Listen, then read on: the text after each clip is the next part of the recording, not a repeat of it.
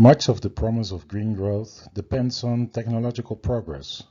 For global resource use, we have obtained relative decoupling where impacts increase at a slower rate than the economy, yet still increase. Green growth requires absolute decoupling, where impacts decrease with growth. Paris Agreement consistent green growth would require gains in efficiency that are manifold historical rates. Worse yet, scenarios presented in Hickel and Kallis that take rebound effects of increased efficiency into account show that it is virtually impossible to reconcile sustained economic growth with the Paris goals. Let us consider this rebound effect next. In the coal question of 1865, William Stanley Jevons asked how long the UK could keep up its consumption before running out of coal. He described an exponential increase in Britain's coal consumption.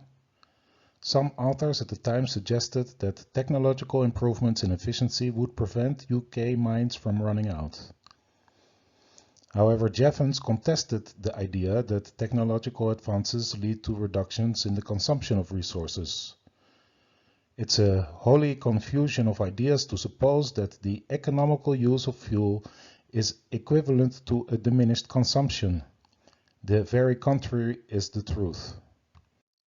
To evaluate Jevons' hypothesis with respect to environmental impacts, it can be useful to split up our impact and to express our collective impact with the IPAT identity, where the I refers to impact, let's say carbon dioxide equivalent emissions, P to people, A to affluence, say in dollar per person, and T to technology expressed in impact per dollar, or carbon dioxide equivalent emissions per dollar. The IPAT identity shows a first limit to relying on technological improvements to reduce impact. That is, long-term limits to efficiency gains mean that the sustained growing affluence will at some point unavoidably lead to growing impacts. To answer whether technological advance leads to a reduced impact, much of the literature considers technological advance as expressed by engineering savings. It refers to the savings we would expect when holding behavior constant. So why wouldn't technological advance give resource savings? Like the World Bank's argument for the environmental Kuznets curve, Jevons challenged static assumptions about behavior. He described three mechanisms through which consumption would increase. First, improved efficiency of resource use or extraction raises the profitability, which attracts investments, leading to an expansion of the industry.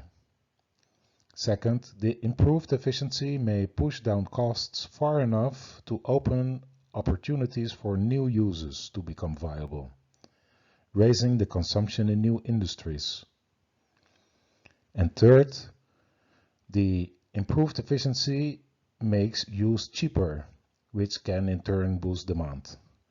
For example, more fuel-efficient cars do not only enable people to use less fuel for the same distance, it also enables them to drive more, or possibly faster.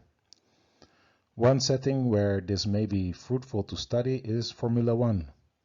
That is, I doubt that efficiency improvements in Formula One have led to decreased fuel consumption over time. More generally, Jevons' paradox refers to the idea that resource conserved through more efficient use will be consumed due to growth in use. Whether technological advances decrease resource consumption or, as Jevons expected, increase consumption is an empirical question. After our review of the environmental Kuznets curve, it should not come as a surprise that the answer is it depends. It depends on the time period and the technology considered, but as Alcott puts it slightly more informative, empirically measured rebounds range from less than 1% to several 100%, but never 0 or less than 1. Here, rebounds refer to the increased resource consumption as compared to what would be expected based on prior consumption minus engineering savings. So that rebounds between 1% and 100% are partial rebounds and do give resource savings. Jevons paradox occurs for rebounds of over 100%. Hickel and Callis show that the only periods during which global greenhouse gas emissions decrease coincided with global recessions. From our review of the environmental Kuznets curve literature, we have seen that an automatic environmental Kuznets curve is unlikely. In the case of greenhouse gases, it is simply unrealistic to expect economic growth can help stay within acceptable global warming. And even if we were to believe that spectacular efficiency improvements are possible, a focus on technological advance alone may backfire for resource consumption in the aggregate, as we have just learned from Jevons.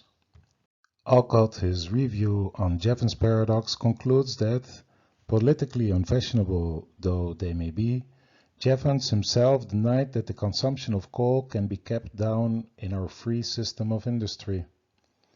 Ecological economics should once again take resource rationing seriously.